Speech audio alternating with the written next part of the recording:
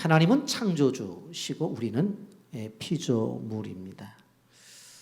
관계를 생각해 볼 때 이 창조주와 피조물 사이는 세상 속에서 차이를 따진다면 가장 큰 차이라고 그렇게 말씀을 드릴 수가 있습니다. 한마디로 말하면 감히 올려다 볼 수 없는 그러한 위치일 것입니다. 그런데 그 높으신 하나님께서 피조물인 우리를 인격적으로 대하시고 또 우리를 귀하게 보신다는 거예요. 그리고 우리의 모든 삶을 이해해 주시고 우리가 기도할 때에 우리의 요구를 들어주신다고 하는 것입니다. 지난주 우리는 왕을 요구하는 이스라엘 백성들에 대해서 말씀을 들었습니다. 때문에 하나님의 마음이 많이 상하셨습니다. 그것을 전달하는 사무엘을 향해서 뭐라고 말씀하셨어요? 그건 너를 버린 게 아니야. 나 하나님을 버린 거야. 그렇게 말씀을 하셨어요. 여러분, 일이 좀 되어진다고 한다면 우리 같으면 어떻게 해야 될 것 같아요? 그래, 너희들 원하는 대로 한번 해봐. 그러니까 왕을 원해. 니들이 가서 이곳저곳 다니면서 사람 보고 골라가지고 왕 세워 한번 해봐라. 그렇게 하면서 뒷짐을 질 것 같습니다. 그런데 놀랍게도 하나님은 이스라엘 백성들이 왕을 찾는 일에 협조를 하셔요. 그리고 그 왕이 되는 일들에 있어서 적극적으로 관여를 하셔서 인도하시는 것을 볼 수가 있습니다. 이것을 우리는 보통 섭리다, 그렇게 어려운 말로 표현을 합니다. 섭리라고 하는 것이 뭐냐면 하나님께서 천지 만물을 창조하셨잖아요. 이 천지 만물을 움직이고 있는 이 운행에 대해서 자신이 가지고 있는 지혜와 능력을 가지고 인도하시고 다스리는 것, 이것을 우리는 보통 섭리다, 그렇게 표현을 합니다. 여러분, 이제 우리는 본문을 통해서 이스라엘 백성들이 왕을 요구할 때에 이제 왕을 세우는 장면을 보게 되어지는데, 이러한 전체적인 그 진행 과정을 우리가 하나님의 섭리다, 그렇게 이야기할 수 있다고 하는 것입니다. 여러분, 오늘 본문을 우리가 묵상해 가면서 너무나 재미있는 현상을 볼 수가 있는데, 왕을 세우는 일들에 있어서 하나님이 먼저 움직이셔요. 하나님이 먼저 활동을 하신다고요, 여러분. 예? 그래서 왕을 요구하는 이스라엘 백성들이 물러간 다음에 사무엘을 통해서 이렇게 말씀하셔요. 사무엘상 9장 15절 16절 보세요. 사울이 오기 전날에 여호와께서 사무엘에게 알게 하여 이르시되 내일 이맘때에 내가 베냐민 땅에서 한 사람을 내게로 보내리니 너는 그에게 기름을 부어 내 백성 이스라엘의 지도자로 삼으라. 그가 내 백성을 블레셋 사람들의 손에서 구원하리라. 내 백성의 부르짖음이 내게 상달되었으므로 내가 그들을 돌보았노라 하셨더니, 그렇게 말씀하고 있습니다.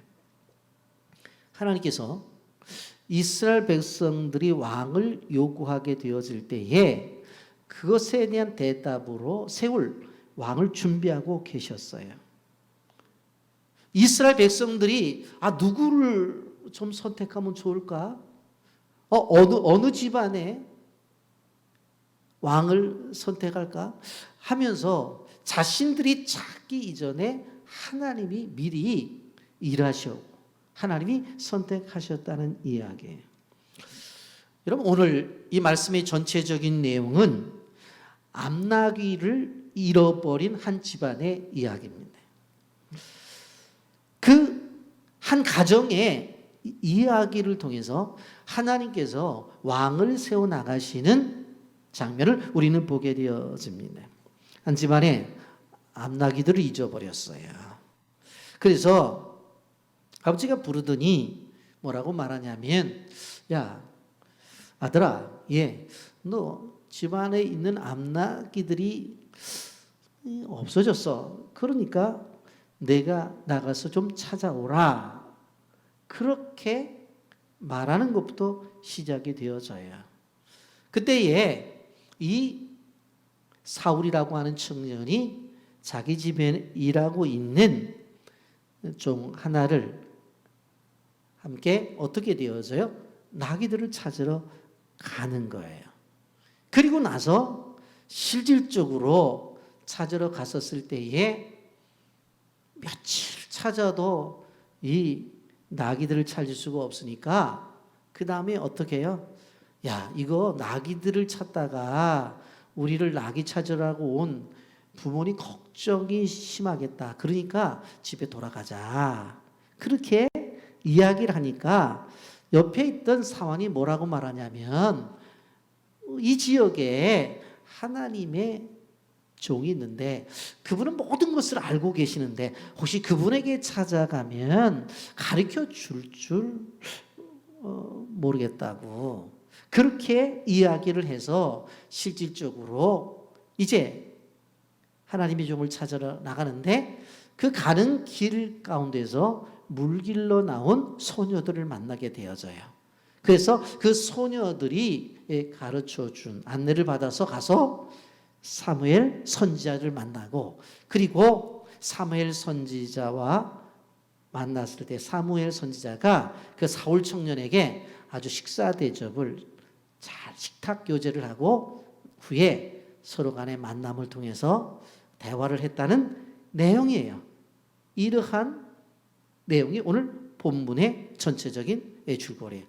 그러니까 실질적으로 보면 한 집안에서 암나귀들을 잊어버려 가지고 그것을 찾는 과정 속에서 나타난 하나의 이야기, 하나의 스토리예요. 그런데 그 속에 깊은 진리가 담겨져 있기 때문에 오늘 말씀을 통해서 은혜를 나누고자 하는데 여러분들 하나하나 어려운 내용들은 아니니까 잘 따라오면서 은혜를 받으시기를 부탁을 드립니다. 여러분 실질적으로 이스라엘 백성들이 이제 왕을 요구했다고 그랬어요. 그래서 하나님이 먼저 선택을 했다고 말씀을 드리는데 그 선택되어진 사울이 실질적으로 보게 되어지면 이스라엘 백성들 속에서 그만한 사람이 없다고 성경은 분명히 말해요. 2절 말씀 보세요. 기스에게 아들이 있으니 그의 이름은 사울이요 준수한 소년이라 이스라엘 자손 중에 그보다 더 준수한 자가 없고 키는 모든 백성보다 어깨 위만 더 컸더라. 그러니까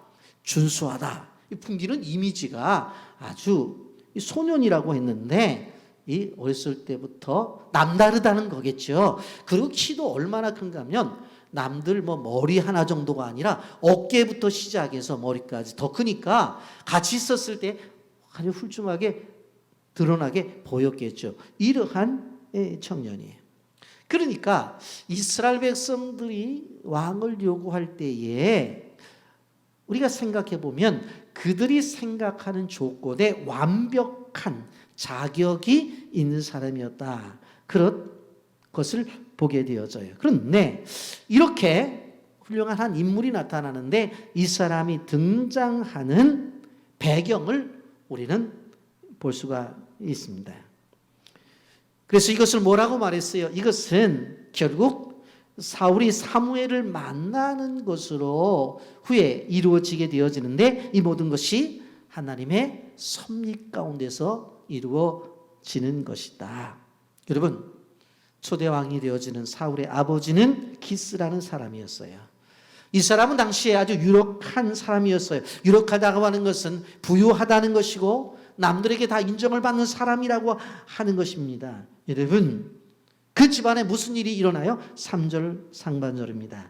사울의 아버지 기스가 암나귀들을 잃고 그랬어요. 집안에 암나귀가 몇 마리가 있었는지 모르지만 한 마리를 잊어버린 게 아니에요. 오늘 성경에 보면 암나귀들을 잊어버렸다라고 그렇게 말하고 있는 것을 볼 수가 있습니다.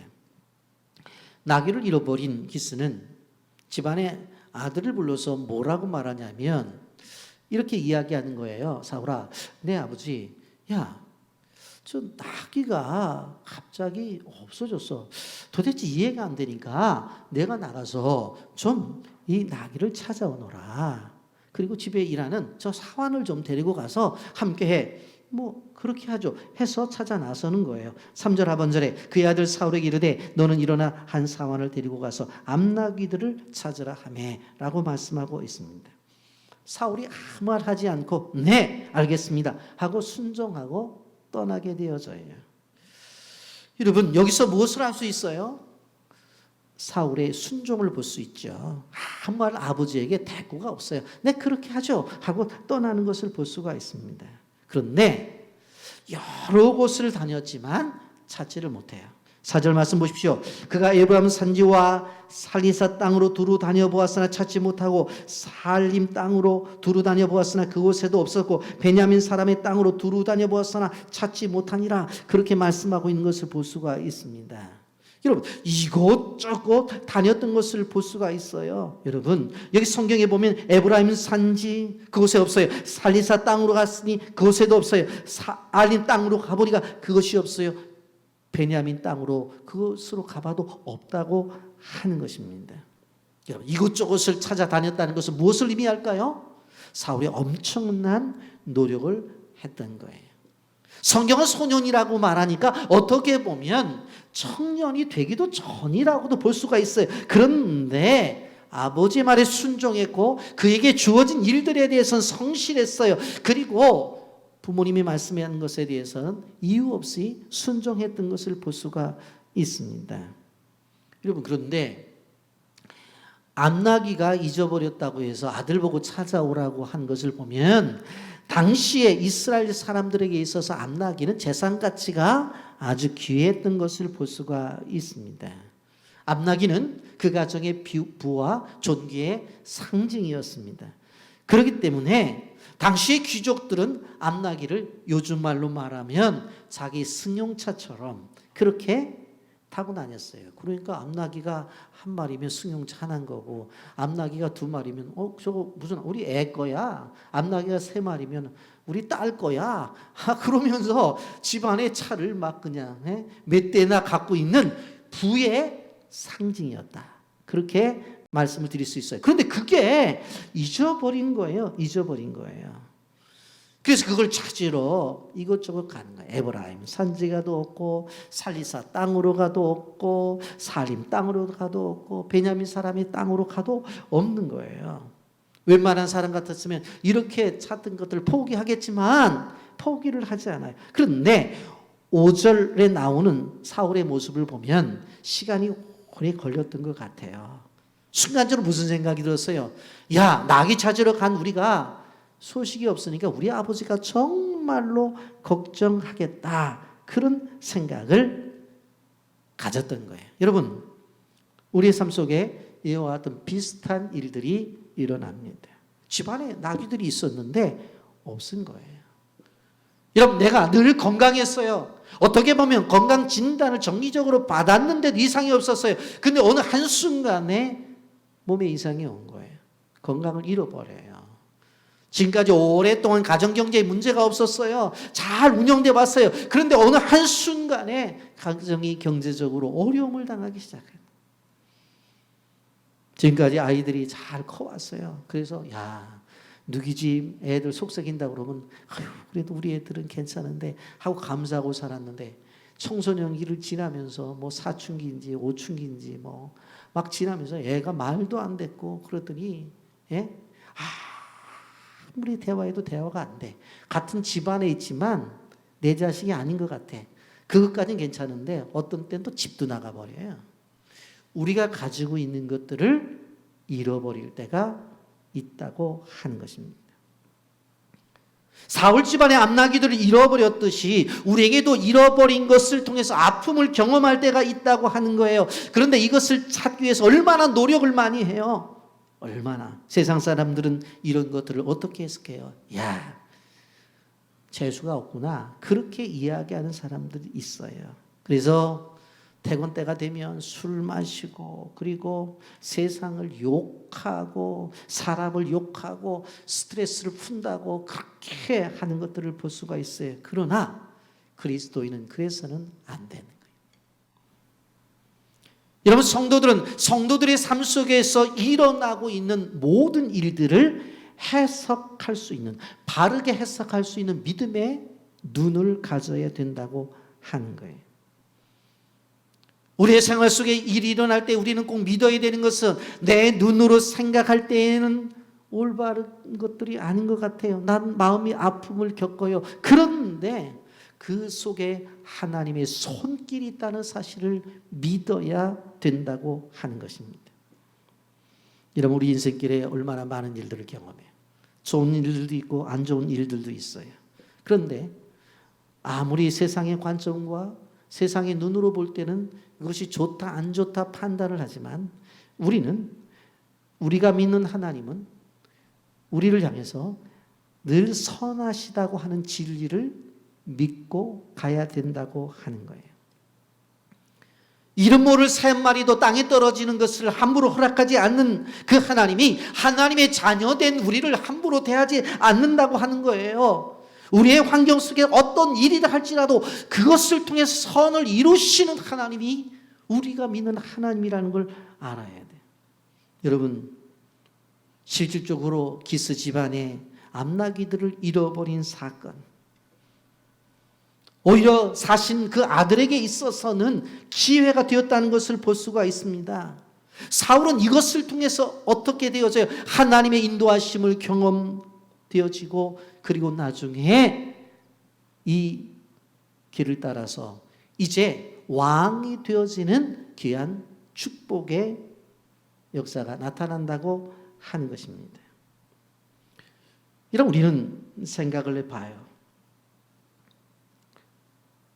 요셉의 경우를 보게 되어질 때 형들에게 미움을 당했어요. 그거 좋은 일 아니잖아요. 미워하기까지만 괜찮은데 자기 동생을 팔았어요. 그것도 좋은 거 아니잖아요. 그 애굽의 보디발의 집에 가서 정말 열심히 일을 했어요. 근데 주인마님이 유혹을 해요. 뿌리쳤어요. 잘한 거잖아요. 근데 감옥에 들어갔어요. 우리는 요셉의 과정을 보면 요셉의 잘못은 아무것도 없는데 그가 가지고 있는 환경이 요셉을 힘들게 하고 괴롭게 해요. 그런데 우리는 알잖아요. 그것이 요셉이 총리가 되는 과정이었다는 것. 그러니까 우리가 알아야 될 부분이 무엇인가 하면 실질적으로 우리의 삶 속에서 힘들고 어려움이 있다니까요. 그런데 우리는 그 속에 갇혀 있으면 안 돼요. 이 길이 하나님께서 나를 어떻게 인도하시는가에 대한 기대가 있어야 돼요. 그러면 하나님이 그렇게 인도하셔요. 우리가 찬양 드리잖아요.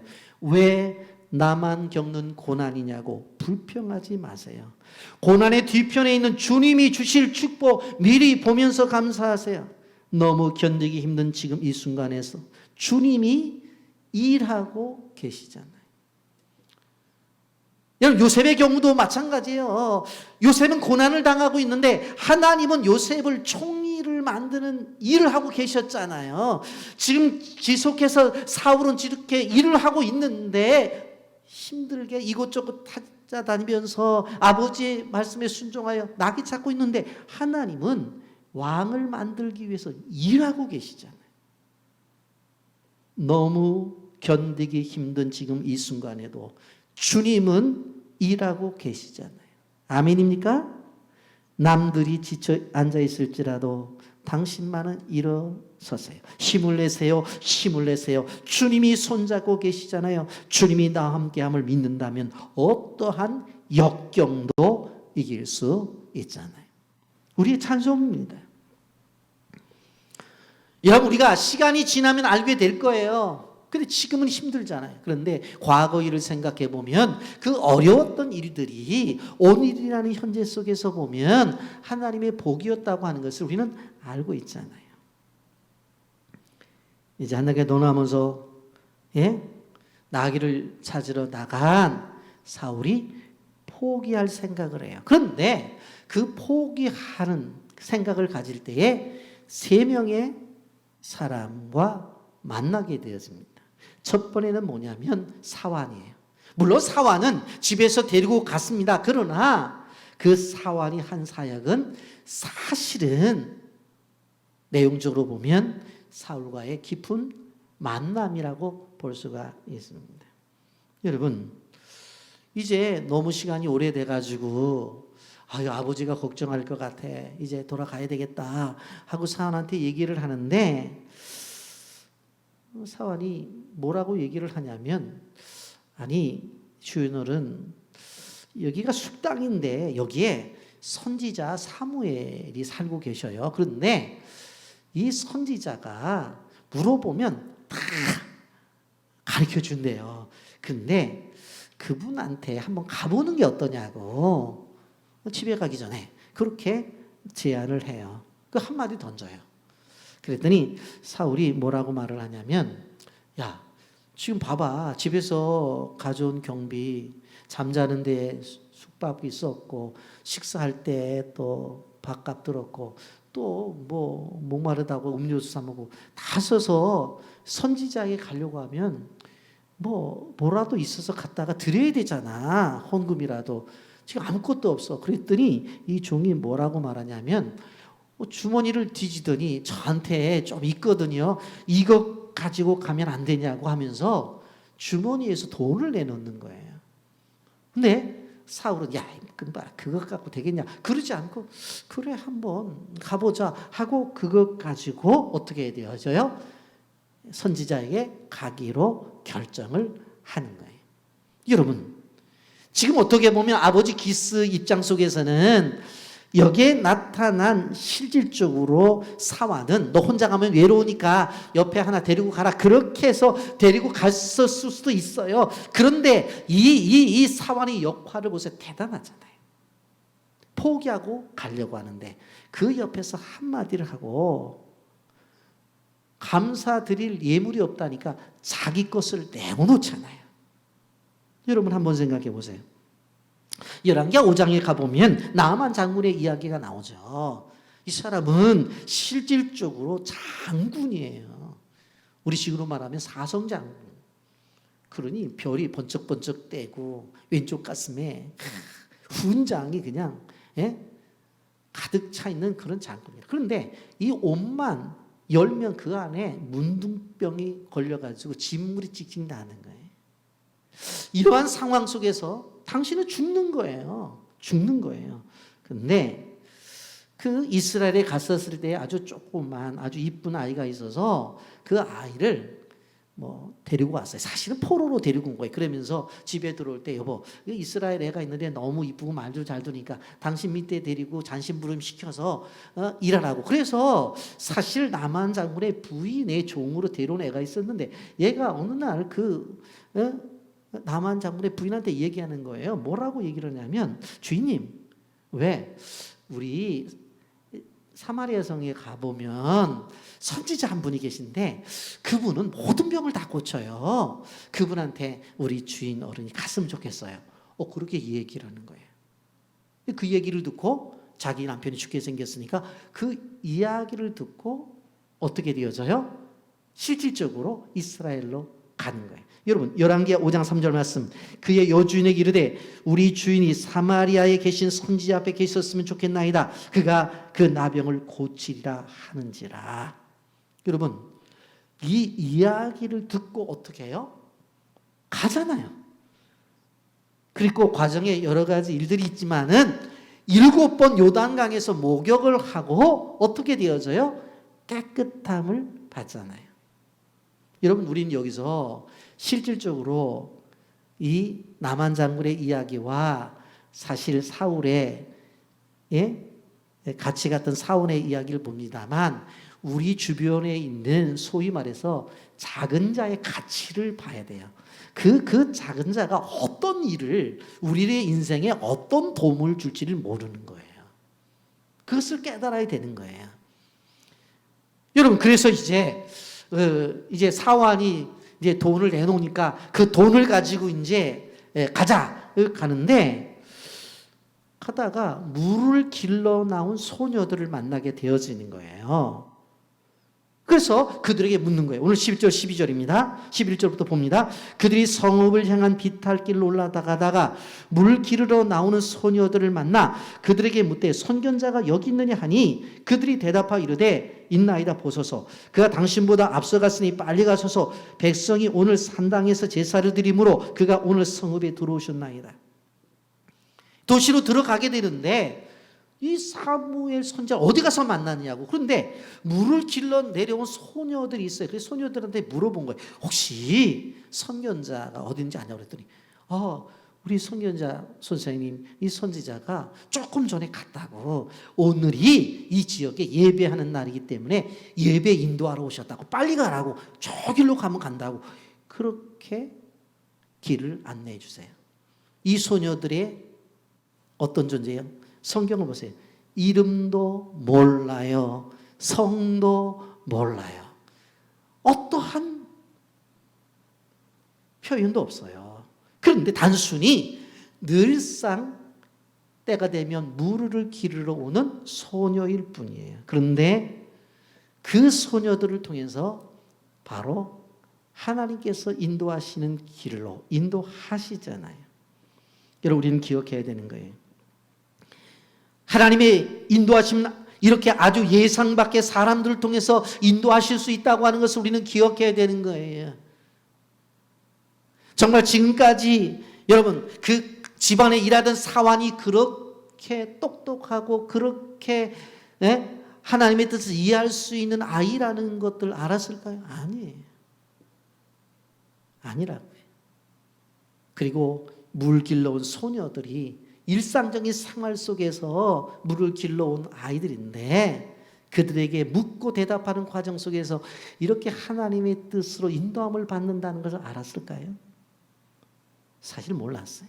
여러분, 그렇기 때문에 여러분들 꼭 기억하셔야 될 것은 나라는 존재가 오늘 예배 시간에 앉아 있는데 내 옆에 있는 분이 누구인지 간에, 여러분 예배를 끝나고 길을 가다가 길에 스치는 사람이라 할지라도, 여러분이 가정에 들어가서 여러분의 남편과 아내의 관계, 그리고 여러분에게 주신 자녀, 그리고 여러분의 자녀들은 나에게 허락하신 이 부모의 이 관계 속에서 절대로 이 분들은 우리가 판단하고 생각해야 되는 부분은 나에게 축복을 주시기 위해서 내 옆에 두신 분이라고 하는 믿음을 가져야 되는 거예요.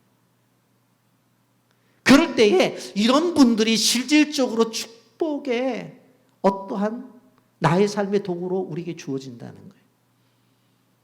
여러분 생각을 해보세요. 집에 있는 사환, 길거리에 만난 소녀들도 사울을 왕으로 만드는 어떠한 과정의 도구가 되었는데, 교회 안에서 신앙생활하는 사람들끼리, 가정에서 생활하는 가족들끼리, 직장에서 생활하는 동료들이 하나님께서 자기를 못 살고 죽이려고 두신 거라고 생각해요.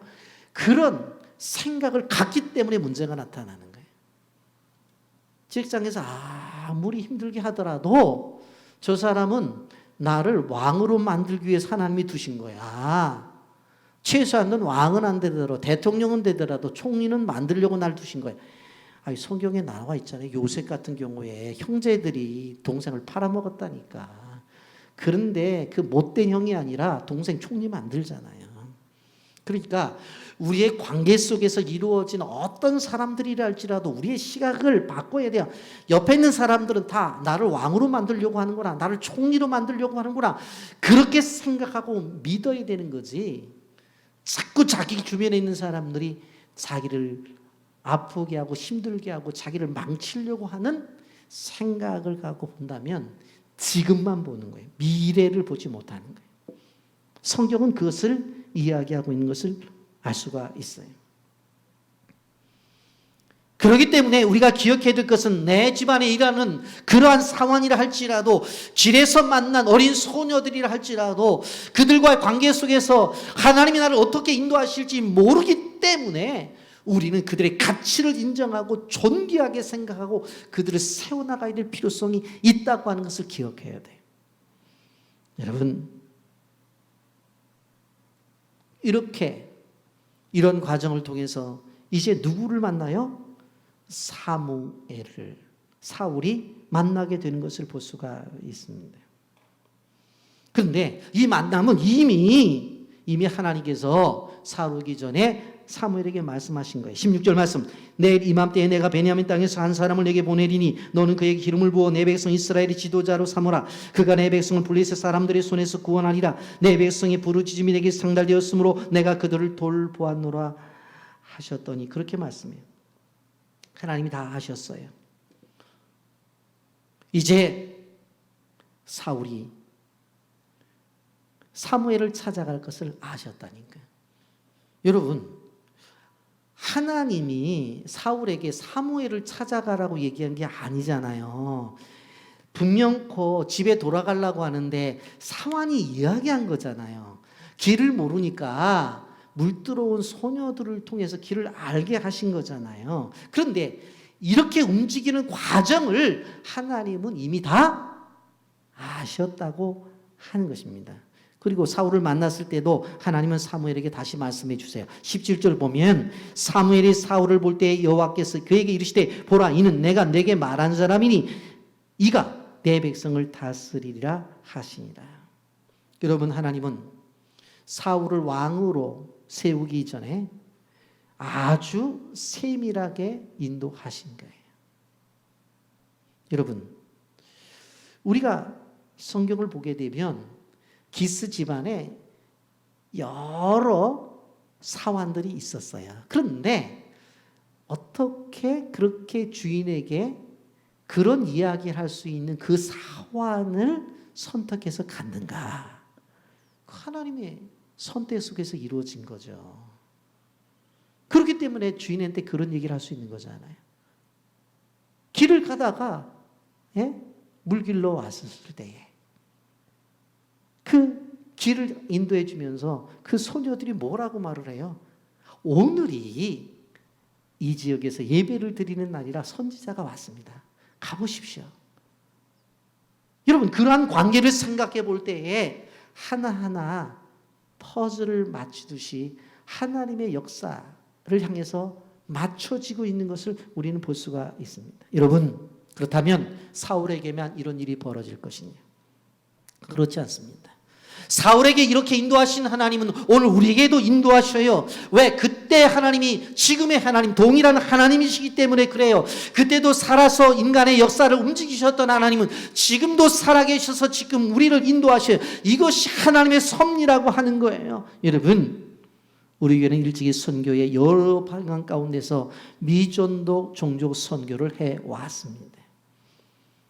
그것을 선교의 방향성으로 삼고 지속적으로 지금까지 해왔던 거예요. 그 결과 지금까지 5개 종족을 입양하고 그 가운데 사역을 진행하고 있어요. 그 가운데 이제 우리가 가장 활성화되고 가장 진행이 잘 되고 있는 제일 먼저 시작한 빌란 종족, 그곳에 교회가 세워졌어요. 많은 결실을 얻게 되어졌어요. 여러분, 이러한 결실을 맺을 거라고는 상상도 하지 못했어요. 그런데 그러한 과정 속에 보게 되어지면 만남이 있었다고요. 만남이.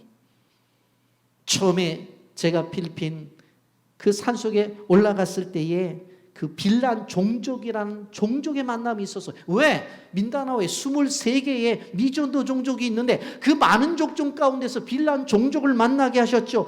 그곳에 들어가서 사역자들을 만나게 됐죠. 특별히 그 안에서 소망이 없는 청소년들을 만났잖아요. 여러분, 내년 1월 8일, 9일 이틀 동안 빌란의 청소년 11번째 비전 캠프가 진행이 되어집니다. 한국팀이 들어갈 때는 3일을 했습니다만은 저희가 들어갈 수 없어서 그냥 토요일 날 주일 그렇게 이틀 진행해요. 너의 비전을 다시 시작하라. Live your vision이라고 하는 주제로 예배는 한국에서 송출을 하고 민나라우 현지에서는 바로 성경 공부와 활동이 진행이 되어질 것입니다. 저는 확신하기는 우리가 들어가지 못하지만 더 큰 하나님의 역사가 나타날 것이라고 하는 믿음이 있어요. 그렇기 때문에 여러분들이 기도를 해줘야 돼요. 이제 그곳에서 실질적으로 우리가 식사비까지 다 제공을 하고 예전에 우리가 가서 했었던 것과 마찬가지로 텐트를 치고 캠프에 참석한 아이들에게 밥을 다 제공을 하고 실제적으로 우리가 하는 것처럼 동일하게 할 거예요. 왜 이것을 하느냐? 바로 이 비전 캠프를 통해서 이들에게 가장 필요한 하나님과의 만남이 있어야 되기 때문에, 그래서 이 비전 캠프를 우리가 준비해서 하는 거예요. 여러분, 그때의 결정이 바로 지금 이곳에 와서 유학하고 있는 마이클과 샤샤가 비전 캠프를 통해서 하나님을 만나고 하나님을 위해서 헌신하겠다고 작정하고 한국에까지 와서 유학을 하고 있는 믿음의 형제자매예요. 영상 보고 말씀 계속하겠습니다.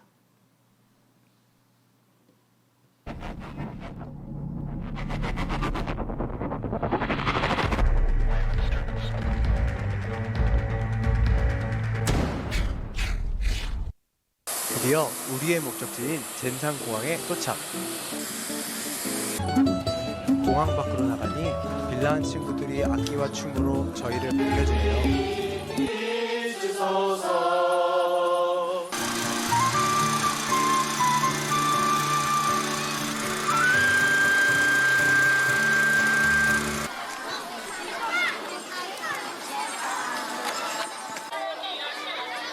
드디어 비전 캠프 참가자 등록이 시작됐습니다.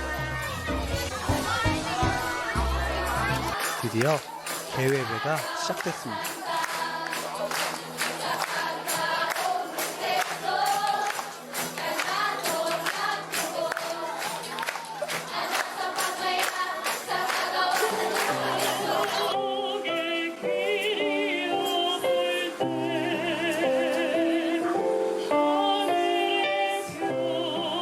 이번에도 여러분들이 기억하셔야 될 것은 무엇인가 하면 하나님이 여러분들을 향해서 주신 비전을 발견하는 것입니다.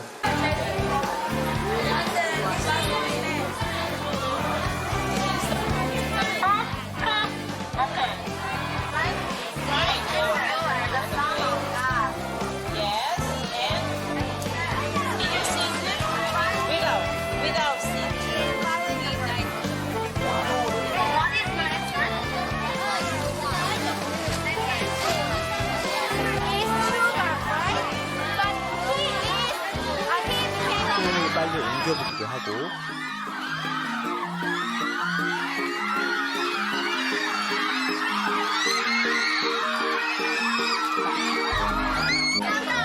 밀가루 사탕을 들고 릴레이도 해보고,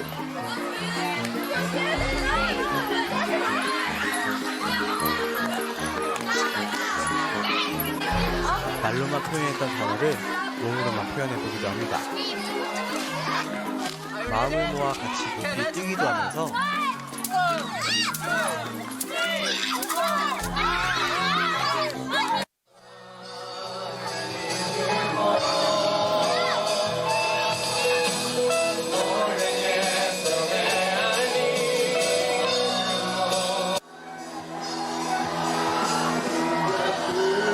그리고 우리는 주님께서 그 따뜻한 손으로 우리를 만져주신다는 것을 느꼈습니다.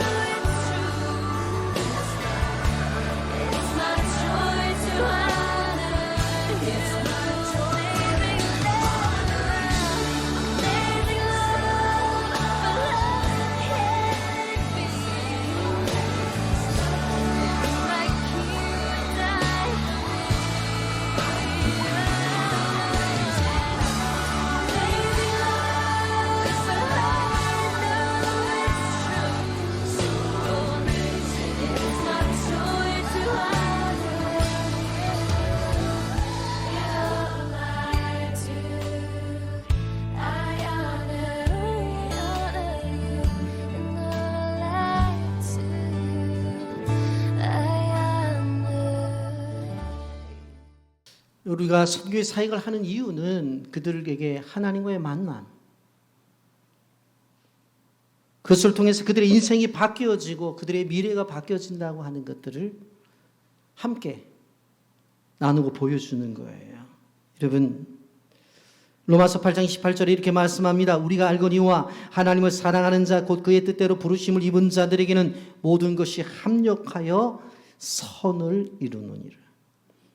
잠언서 16장 9절 말씀 보면 사람이 마음으로 자기의 길을 계획할지라도 그 걸음을 인도하시는 이는 여호와시니라 그렇게 말씀했어요.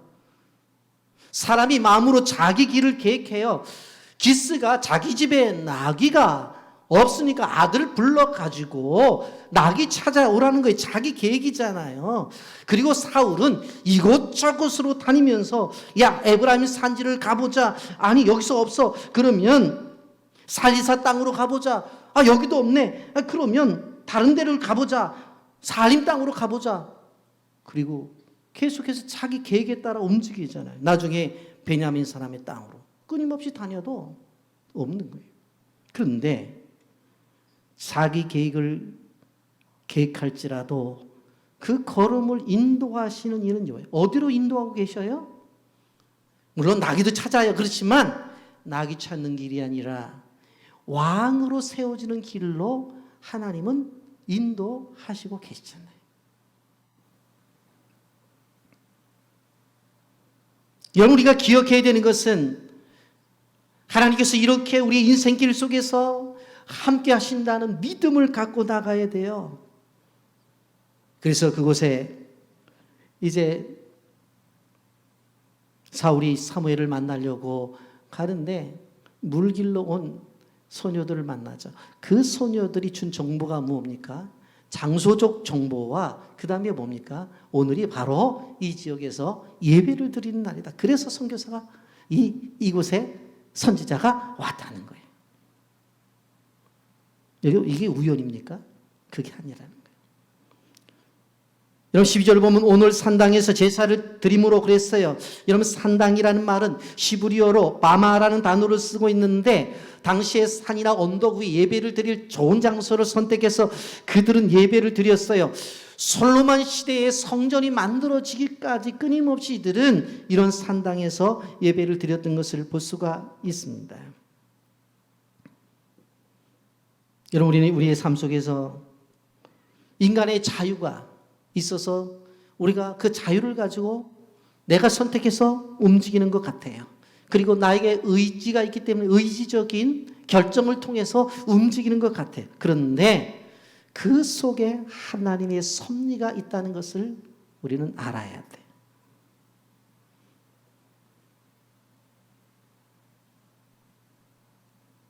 사실 하나님은 사무엘에게 이미 사울의 만남을 알려주었어요. 15절 16절 사울이 오기 전에 여호와께서 사무엘에게 알게 하여 이르시되 내일 이맘때에 내가 베냐민 땅에서 한 사람을 내게 보내리니 너는 그에게 기름을 부어 내 백성 이스라엘의 지도자로 삼으라. 그가 내 백성을 블레셋 사람들의 손에서 구원하리라. 내 백성의 부르짖음이 내게 상달되었으므로 내가 그들을 돌보노라 하셨다라 그랬어요. 여기 15절에 알게 하다고 하는 것은 쉽게 말해서 눈을 열어 보게 하다, 귀를 열어 듣게 하다 그런 뜻을 갖고 있는 것을 볼 수가 있습니다. 하나님께서는 사무엘에게 사울이 왕이 될 것을 말씀하셔요. 17절입니다. 사무엘이 사울을 볼 때 여호와께서 그에게 이르시되 보라 이는 내가 내게 말한 사람이니 이가 내 백성을 다스리리라. 다스린다, 통치한다는 의미를 가지고 있습니다. 그러나 왕이라고 하는 존재는 명예나 권세만 갖고 있는 것이 아니라 백성들을 위해서, 백성들의 안위와 질서를 위해서, 그들의 고통을 구원하기 위해서 세워진 존재예요. 우리나라도 내년에 대통령 선거가 있어요.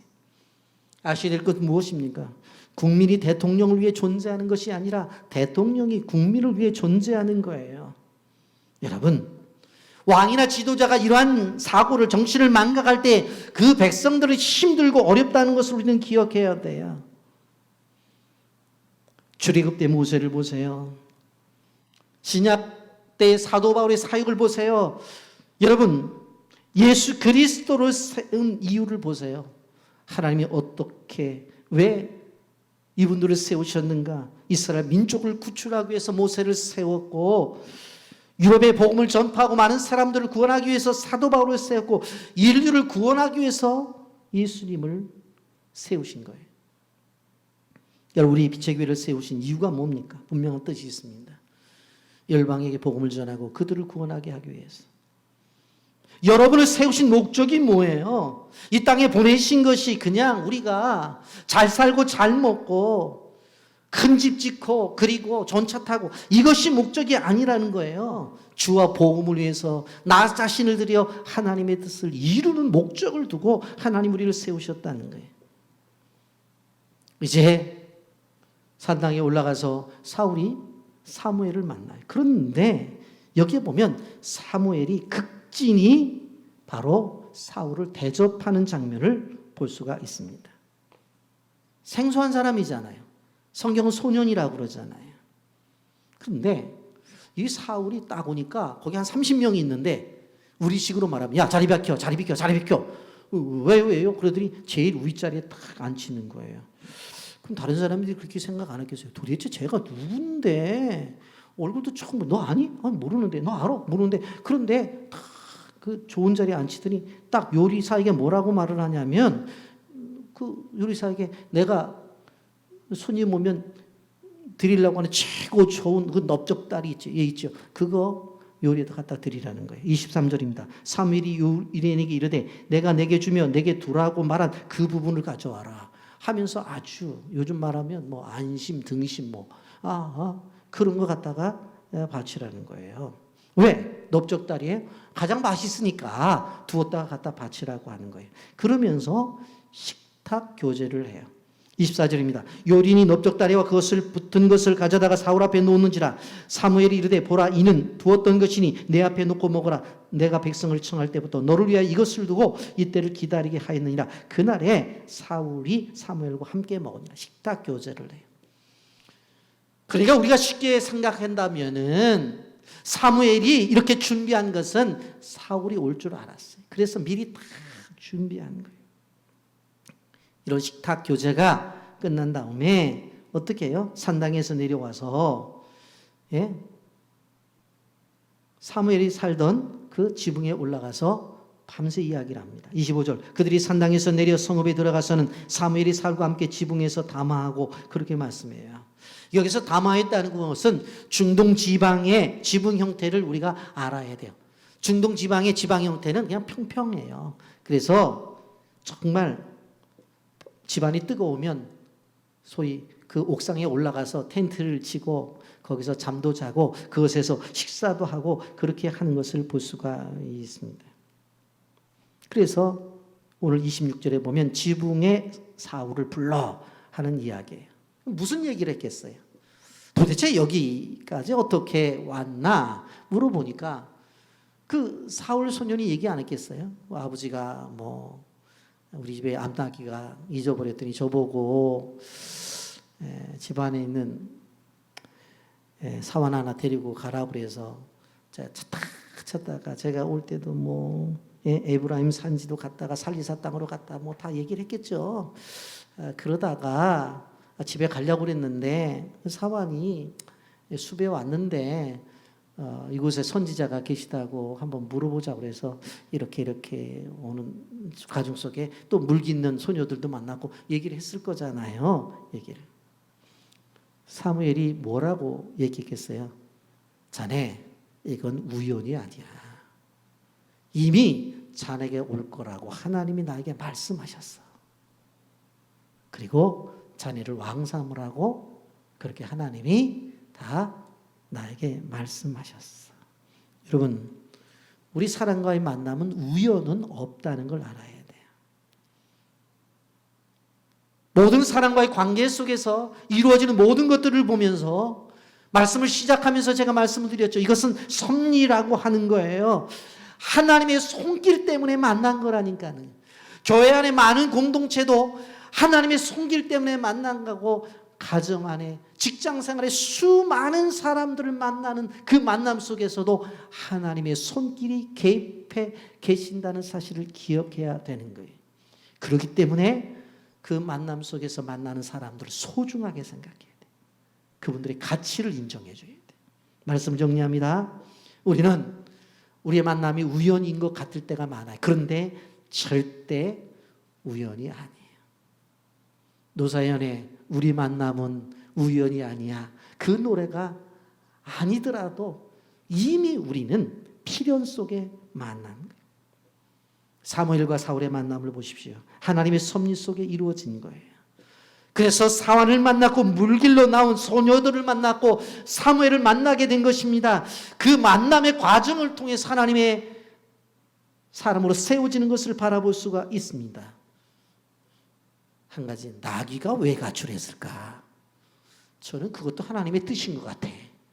예? 나귀 가출 안 했으면 나귀 찾으러 안 나갔을 거 아니에요. 나귀가 가출했으니까 기스가 아들 불러서 나귀 찾으라고 그랬지. 이러한 모든 것들, 나귀가 없어진 것, 나귀가 나중에 나타나서 그랬을 거예요.